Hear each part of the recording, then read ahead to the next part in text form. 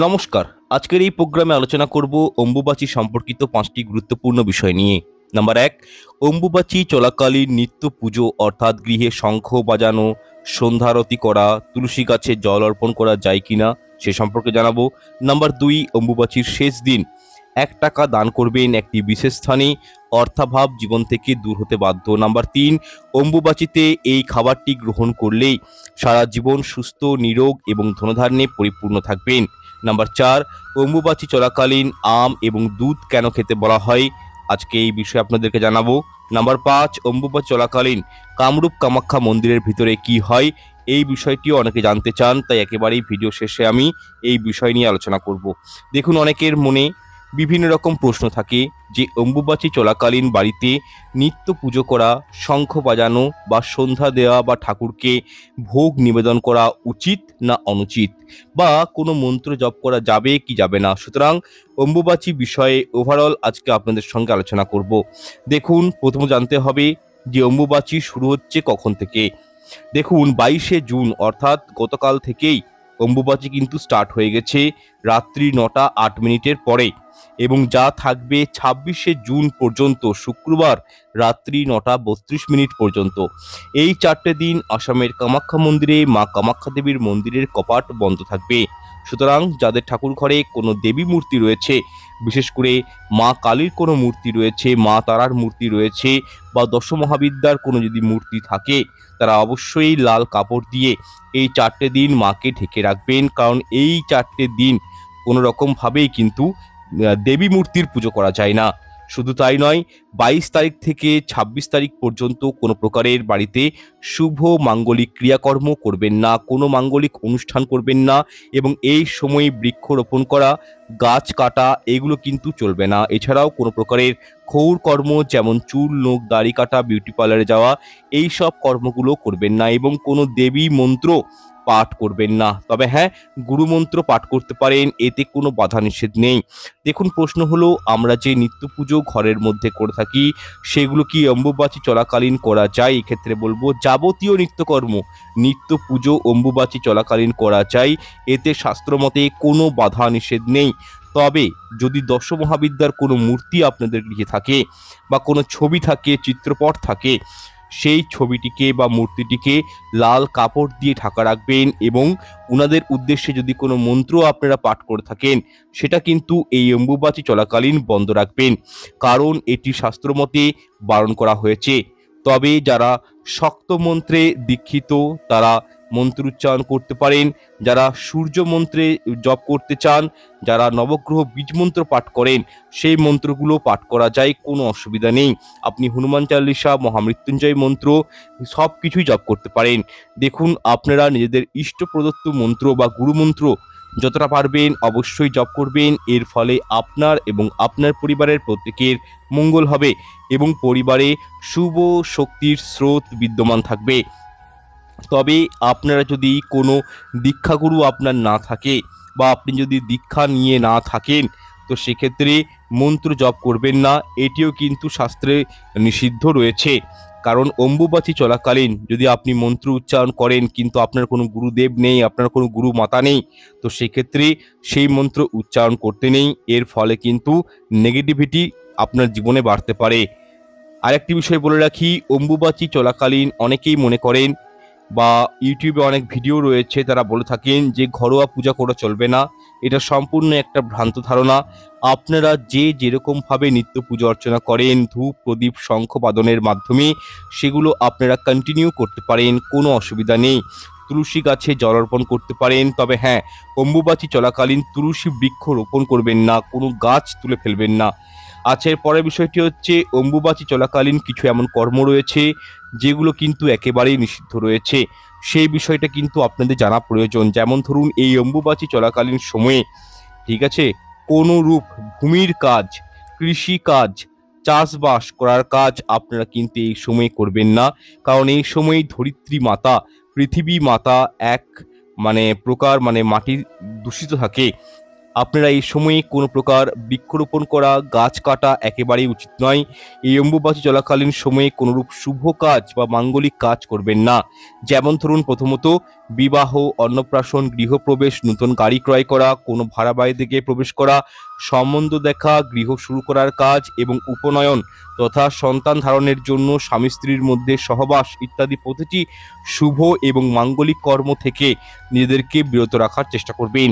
এরই পাশাপাশি আপনারা গৃহে মেরামতের কাজ করাবেন না। কৃষিকাজ বা সংক্রান্ত কোনো কাজ এই সময় বন্ধ রাখবেন, করতে নেই। এই কাজগুলোকে কাম্য নয়, এই কাজগুলো করা শাস্ত্রমতে নিষেধ করা হয়েছে। এবং আপনারা নিজেরাও কোনরূপ মাতৃদেবীকে পুজো অর্চনা করবেন না। যেমন ধরুন, মা দুর্গা, মা চণ্ডী, মা কালী, মা শীতলা, মা জগদ্ধাত্রী, মা বিপত্তারিণী ইত্যাদি কোনো মাতৃদেবীকে আপনারা পুজো অর্চনা করবেন না বা কোনো মন্দিরে গিয়ে ইনাদের পুজো দিয়ে আসবেন না। কিন্তু চতুর্থ দিনের পর আপনারা প্রত্যেকটি কাজ করতে পারেন, আর কোনো বাধা নিষেধ নেই। তবে যদি আপনাদের গৃহে মঙ্গল ঘট পাতা থাকে তাহলে অবশ্যই লাল কাপড়ে এই মঙ্গল ঘটকে মুড়িয়ে রাখবেন এবং এই সময় তুলসী গাছের গোড়া ভালো করে মাটি দিয়ে উঁচু করে রাখবেন। আপনারা আরও একটি বিষয় মনে রাখবেন, বিভিন্ন মাতৃদেবীর মূর্তিতে বা ছবিতে লাল কাপড় দেওয়ার পর কখনোই সেই কাপড়ে বা ঘটে আপনারা কিন্তু স্পর্শ করবেন না। অম্বুবাচী শেষ হয়ে গেলে আপনারা অতি অবশ্যই দেবী মূর্তির আচ্ছাদন ভালো করে পরিষ্কার করে নেবেন এবং দেবী মূর্তিকে ভালো করে স্নান করাবেন। এবং আপনারা আম, দুধ অবশ্যই আপনাদের ঘরে যে দেবী মূর্তি রয়েছে সেই মাতৃদেবী মূর্তির কাছে আম এবং দই অবশ্যই নিবেদন করবেন। দেখুন, এই সব নানান রকম রীতিনীতি প্রতিটি কিন্তু করার মূল উদ্দেশ্য হলো এই পৃথিবী মাতাকে যথাযোগ্য সম্মান প্রদান করা। এবং আমরা প্রত্যেকেই এই পৃথিবী মাতার সন্তান সন্ততি এবং এই ধরিত্রী মাতাই হলেন আদি শক্তির রূপ। তাই আমাদের প্রত্যেকেরই উচিত এই প্রত্যেকটি নিয়ম মেনে উনাদেরকে পরিষ্কার পরিচ্ছন্ন রাখার। আচ্ছা, এরপর ভিডিওর দ্বিতীয় অংশে আলোচনা করব এই অম্বুবাচী চলাকালীন বা অম্বুবাচীর শেষ দিন সামান্য 1 টাকা দান করুন একটি বিশেষ স্থানে। অর্থাভাব জীবন থেকে দূর হবে। জীবনে আপনাদের যত বড় স্ট্রাগল থাকুক, সমস্যা থাকুক, অর্থ কষ্ট থাকুক, সেখান থেকে আপনারা কিন্তু বেরিয়ে আসতে পারবেন। দেখুন, আসামের কামাখ্যা মন্দির এই সময় কিন্তু বন্ধ থাকে, কিন্তু কোনোভাবেই পুজো করা হয় না মায়ের মন্দিরে। কারণ এই অম্বুবাচী চলাকালীন ধরিত্রী মাতা রজস্বলা অবস্থায় থাকেন, তথা অম্বুবাচী নিবৃত্তি হওয়ার পর মাকে স্নান করিয়ে শুদ্ধাচার করে পুনরায় মন্দিরের গেট খুলে দেওয়া হয় এবং মায়ের ভক্তি ভরে পুজো অর্চনা করা হয়। এবং সেই পুজো অর্চনা দেখার জন্য বহু স্থান থেকে বহু দর্শনার্থী মায়ের দর্শন করতে আসেন। দেখুন, অনেকের বাড়িতে প্রতিষ্ঠিত কালী মন্দির রয়েছে, দুর্গা মন্দির রয়েছে, বা অনেকের ইষ্ট দেবী হলেন দশ মহাবিদ্যার কোনো একটি রূপ, বা অনেকেই নিজের বাড়িতে রাধা গোবিন্দের মূর্তি রাখেন। তাহলে দেখুন, শ্রী রাধিকা রানী হলেন চিন্ময় শক্তি, চিন্ময়ী রূপ। তো সেক্ষেত্রে আপনারা যে দেবদেবীরই পুজো অর্চনা করুন না কেন, অবশ্যই অম্বুবাচী নিবৃত্তি হওয়ার পর সুগন্ধিযুক্ত আম্র ফল অবশ্যই ভগবানের উদ্দেশ্যে নিবেদন করবেন। কথাতেই আছে, ভগবানের উদ্দেশ্যে ভোগ নিবেদন করলে ভক্তের সমস্ত দুর্ভোগ দূর হয়। তাই বিষয়টি একটু মাথায় রাখবেন। দেখুন, আমাদের হিন্দু সনাতন ধর্মে দানের মহিমা অত্যাধিকভাবে বর্ণিত রয়েছে এবং অনেকেই ভাবেন যে আমার কাছে তো অর্থ নেই, আমি কি বা দান করব। এটা ভুল। আপনার কাছে যেটাই থাকুক না কেন আপনি তা দান করতে পারেন, এবং দান করা মানে বুঝবেন আপনি যে দান করেছেন তার দ্বিগুণ আপনি কিন্তু একদিন না একদিন অবশ্যই ফিরে পাবেন। দেখুন, কোনো মন্দিরে গিয়ে ভগবানের ভোগ গ্রহণ করলে শাস্ত্রে বলা হয় অবশ্যই প্রণামী দেওয়া উচিত। কারণ আপনাদের যত সামান্য প্রণামী, প্রণামী নারায়ণ সেবায় এবং মন্দির নির্মাণ ক্ষেত্রে বিশেষভাবে কাজে লাগবে। এবং এটা আপনারা যে উদ্দেশ্যে অর্থদান করেছেন সেই উদ্দেশ্যটা কিন্তু অত্যন্ত পবিত্র। তাই বহু প্রাচীনকাল থেকেই দান ধর্মের গুরুত্ব আমাদের শাস্ত্রে রয়েছে। আপনারা দেখবেন অনেক সময় রথযাত্রার সময় অম্বুবাচী পড়ে যায়, তো সেক্ষেত্রে কিন্তু কখনোই রথযাত্রা বন্ধ হয়ে যায় না। প্রভু জগন্নাথ দেবের পূজা অর্চনা হয় এবং পুরীতে রথ কিন্তু বেরায়। সুতরাং আপনারাও নিত্য পুজো অর্চনা, তুলসী মাতার সেবা থেকে শুরু করে সব কিছুই করতে পারবেন, কোনো অসুবিধা নেই। যাই হোক, এরপর ভিডিওটির মূল প্রসঙ্গে আমি ফিরে আসছি। দেখুন, বিভিন্ন তান্ত্রিক প্রয়োগে কাঁচা টাকার প্রয়োগ করা হয়, তো সেক্ষেত্রে সামান্য একটি 1 টাকার কয়েন বা প্রয়োজন মতে আপনারা টাকার অঙ্কটি বাড়াতে পারেন এবং এই অর্থ অম্বুবাচী চলাকালীন যে কোনো দেবী মন্দিরে দান করে দিতে পারেন, বা হতদরিদ্র গরিব মানুষকে বা কোনো ব্রাহ্মণ বৈষ্ণবকেও আপনারা কিন্তু এই অর্থ দান করতে পারেন এবং সাথে সুগন্ধিযুক্ত আম্রফল দান করতে পারেন। এর ফলে কিন্তু অখণ্ড সৌভাগ্য লাভ হয় এবং জীবন থেকে অর্থাভাব দূর হয়। এবং অম্বুবাচী শেষ হয়ে যাওয়ার পর অবশ্যই আম এবং দুধ ভগবানের উদ্দেশ্যে, বিশেষ করে দেবী শক্তি, আদ্যা শক্তি, মাতৃশক্তির উদ্দেশ্যে অবশ্যই নিবেদন করবেন নৈবেদ্য হিসাবে। এর ফলে জীবন থেকে সমস্ত দুঃখ, কষ্ট, দরিদ্রতা দূরীভূত হবে এবং অপার সুখ, শান্তি, সমৃদ্ধির আপনারা কিন্তু অধিকারী হবেন।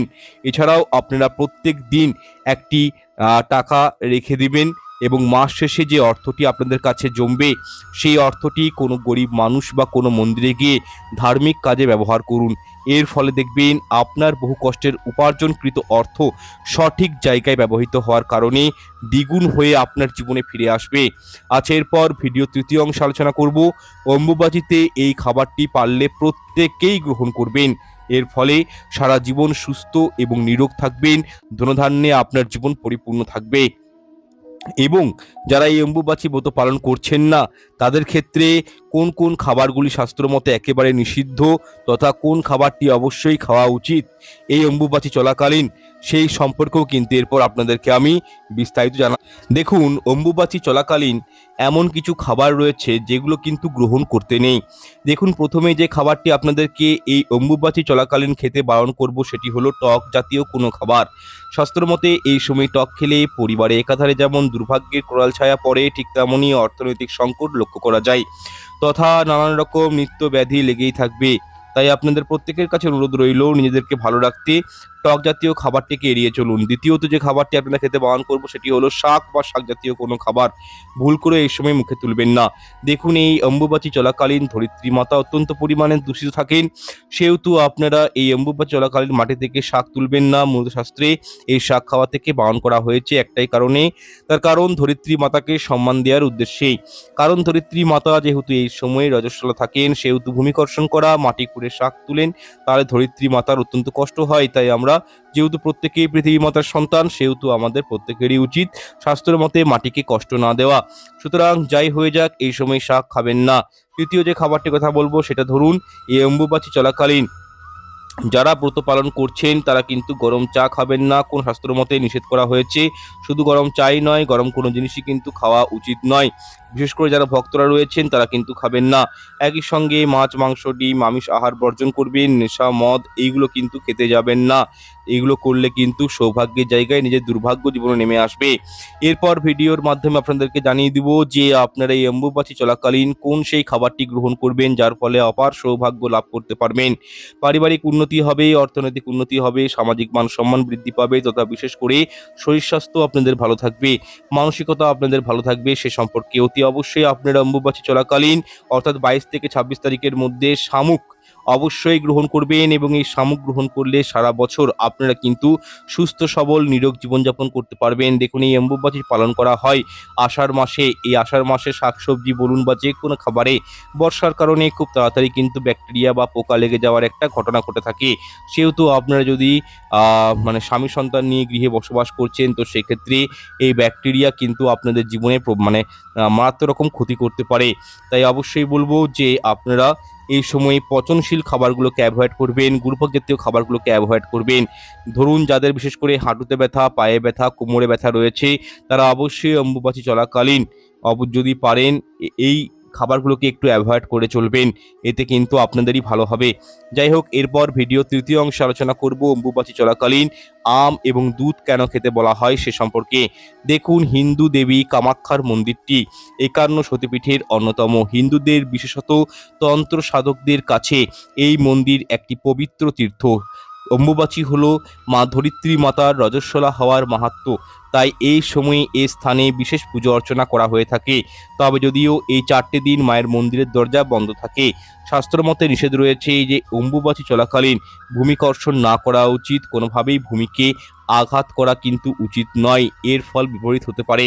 যেহেতু আমাদের পৃথিবীকে একজন নারীর সঙ্গে তুলনা করা হয়, একজন নারী ঋতুমতী হলে সন্তান ধারণে সক্ষম হবে, সেই রকম অম্বুবাচীর পরে আমাদের মা পৃথিবী হয়ে ওঠেন শস্য শ্যামলা। এই 4 দিন সমস্ত মন্দিরের দরজা বন্ধ থাকে। এই 4 দিন নিত্য পুজো কিন্তু করতে পারেন ঠিকই, কিন্তু কোনো দেবী মূর্তিকে স্পর্শ করা যায় না। আসামের কামাখ্যা মন্দিরে অম্বুবাচী উপলক্ষে বিশেষ উৎসব এবং মেলা অনুষ্ঠিত করা হয়, তথা অম্বুবাচী নিবৃত্তির পরে জনসাধারণের জন্য, ভক্তদের জন্য মায়ের মন্দিরের দরজা পুনরায় খুলে দেওয়া হয়। আসামের কামাখ্যা মন্দির দেবীর সতীপীঠের 51 পীঠের অন্যতম, যেখানে দেবীর গর্ভ এবং যোনি পড়েছিল। হিন্দু ধর্ম অত্যন্ত প্রাচীন একটি ধর্ম। এই ধর্মে প্রকৃতির আরাধনা করা হয়। আমরা কোনো না কোনোভাবে দেবী বা দেবতার আরাধনা করি, প্রকৃতিকে পুজো করে থাকি।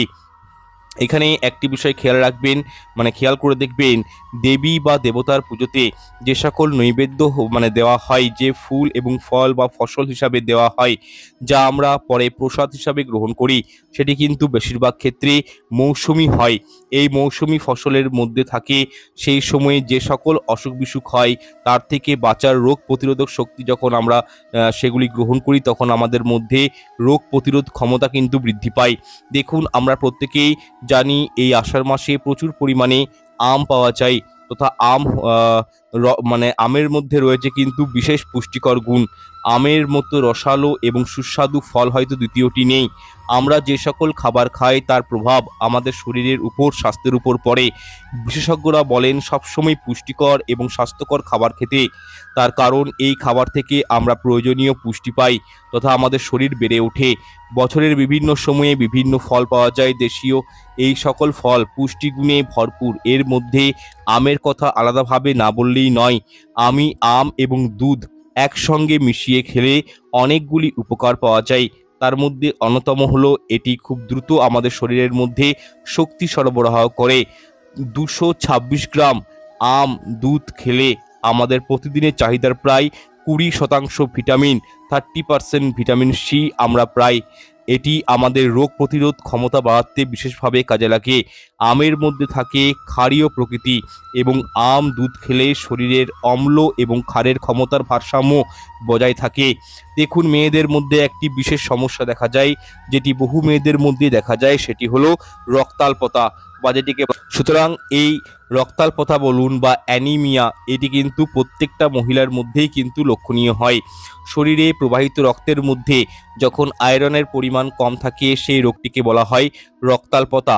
এর ফলেই দিন প্রতিদিন রক্তের মধ্যে হিমোগ্লোবিনের পরিমাণ কমতে থাকে, যার ফলে শরীরে অ্যান্টিবডি তৈরি হতে পারে না বিভিন্ন রকম রোগ প্রতিরোধ করার জন্য, এবং এই সমস্যাটি বেশিরভাগ মহিলাদের হয়ে থাকে। বলা বাহুল্য, এর ফলে মেয়েরা বিভিন্ন ধরনের সমস্যায় ভোগেন, এমনকি সন্তান ধারণেও সমস্যা দেখা যায়। যেহেতু আম এবং দুধ এই দুটো খাবারের মধ্যে রয়েছে ভিটামিন সি, ভিটামিন অনেক রকম ক্যালসিয়াম রয়েছে, তথা এই অত্যন্ত পরিমাণে ক্যালসিয়াম রয়েছে খাবারগুলির মধ্যে। এর ফলে আপনারা যদি রক্তাল্পতা সমস্যায় ভোগেন, তাহলে এই দুটি খাবার খেলে এইরূপ সমস্যা থেকে খুব সহজেই রেহাই পেতে পারেন। কারণ আম এবং দুধে থাকা ক্যালসিয়াম, ভিটামিন এবং লৌহ রক্তের লোহিত কণিকার উৎপাদন বাড়াতে সাহায্য করে।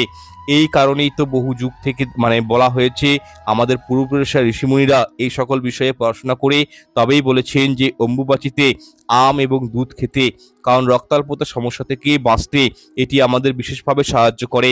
তবে একটি বিষয় মাথায় রাখবেন, তা হলো যদি আপনারা এই খাবারটি খেয়ে সহ্য করতে না পারেন, কোনোরূপ সমস্যা শরীরে দেখা দেয়, বা হজমেতে প্রবলেম হয়, পেটের সমস্যা হয়, কোনো রোগ দেখা যায়, তো সেক্ষেত্রে ডাক্তারদের পরামর্শ নিয়েই এই খাবারটি গ্রহণ করবেন, নচেত কিন্তু নয়। আপনারা যদি সমগ্র আষাঢ় মাস এইভাবে আম এবং দুধের সেবন করেন, বা অম্বুবাচী চলাকালীন এই 4টে দিন যদি আপনারা আম এবং দুধের সেবন করেন, তাহলে আপনাদের শরীর কিন্তু সুস্থ সবল থাকবে। এবং আমি আশা করি এই অম্বুবাচী চলাকালীন আম খেতে কেন বলা হয়, এই বিষয়টি ধর্মীয় এবং বৈজ্ঞানিক প্রেক্ষাপটে কেন বলা হয়, সেটি আপনাদেরকে বুঝাতে পেরেছি। এর পিছনে রহস্য কি, সেটা আপনারা এই ভিডিওর মাধ্যমে জানতে পেরেছেন।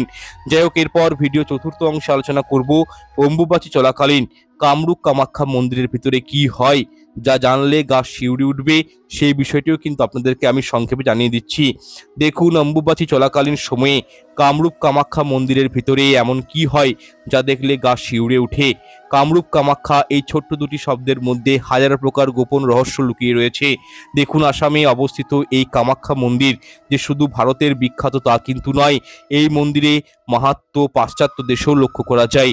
প্রতি বছর 7ই আষাঢ় আসামের কামাখ্যা মন্দিরে এই অম্বুবাচী চলাকালীন সময়ে মেলা বসে এবং সেখানে দেশের বিভিন্ন প্রান্ত থেকে হাজারো ভক্ত, হাজারো লোক এই মেলা পরিদর্শন করতে আসেন। প্রচলিত লোক সমাজে এই মন্দিরের অনেক প্রকার গোপন রহস্য রয়েছে, বিভিন্ন মতামত রয়েছে, অনেক কিছু ধারণা রয়েছে।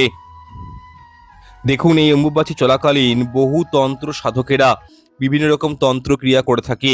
এরই পাশাপাশি এই স্থানে এমন কিছু ঘটনা ঘটে থাকে যার বিবরণ যদি আপনারা শুনেন তাহলে সত্যি আপনাদের চোখ কপালে উঠবে, আপনাদের সমগ্র শরীর শিউরে উঠবে। এমনটা মনে করা হয় এখানে যদি কোনো পুরুষ যান তাহলে তারা আর ফিরে আসে না। ওখানকার মহিলারা জাদু মন্ত্র তন্ত্র শাস্ত্রের মাধ্যমে তাদেরকে বশীভূত করে নেয় এবং নিজেদের সিদ্ধিপ্রাপ্ত করার জন্য বা সাধনা করার জন্য এইসব পুরুষদের সাধন হিসাবে তারা কিন্তু কাজে লাগান। দেখুন, এই কামাখ্যা মন্দিরে সবচেয়ে বড় রহস্য কিন্তু এটাই। এই প্রসঙ্গে আপনারা বিস্তারিত জানার আগে আমি অনুরোধ করব যে আপনারা প্রোগ্রামটি যারা এতক্ষণ পর্যন্ত দেখেছেন তাদের জন্য কিন্তু অসংখ্য ধন্যবাদ।